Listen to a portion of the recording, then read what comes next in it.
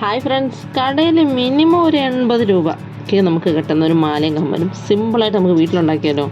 ഇതുപോലെ പൊട്ടിയൊരു സ്ലൈഡ് മാത്രം മതി. ഇതിൻ്റെ 3 പീസുകൾ മാത്രം എടുത്തിട്ട് നമുക്ക് ഒരു ജോഡി കമ്മലും ഒരു മാലയും ഉണ്ടാക്കാൻ പറ്റും. സിമ്പിളായിട്ട് ഉണ്ടാക്കാം. പക്ഷേ ഇത് പൊട്ടിച്ചെടുക്കുമ്പോൾ സൂക്ഷിക്കണം, അവിടെ ഇവിടെയൊക്കെ ഡാമേജ് വരാൻ ചാൻസ് ഉണ്ട്. നിങ്ങളുടെ കയ്യിൽ ഈ സാൻഡ് പേപ്പർ ഉണ്ടെങ്കിൽ ഒന്നിട്ട് പിടിച്ചതിന് ശേഷം ഒന്ന് നെയിൽ പോളിഷ് വല്ലതും ഉണ്ടെങ്കിൽ ഒന്ന് കളർ ചെയ്ത് കൊടുത്താൽ മതി. സംഭവം തീരും. എൻ്റെ നെയിൽ പോളിഷ് ഇല്ലായിരുന്നു.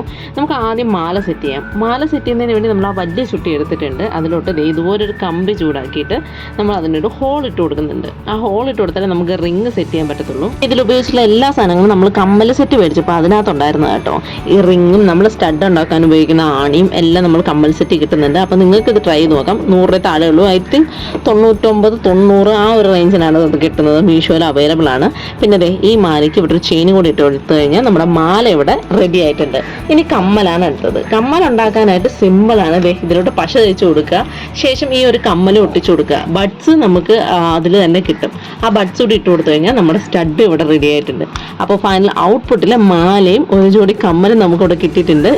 ഭംഗി കൂട്ടാൻ വേണ്ടി ഞാനൊരു മുത്തും കൂടി ഒട്ടിച്ചു കൊടുത്തിട്ടുണ്ട്. അപ്പോൾ ഫൈനൽ ഔട്ട്പുട്ട് എങ്ങനെ ഉണ്ടെന്ന് കമൻറ്റ് ചെയ്ത് പറയണേ. Okay, by.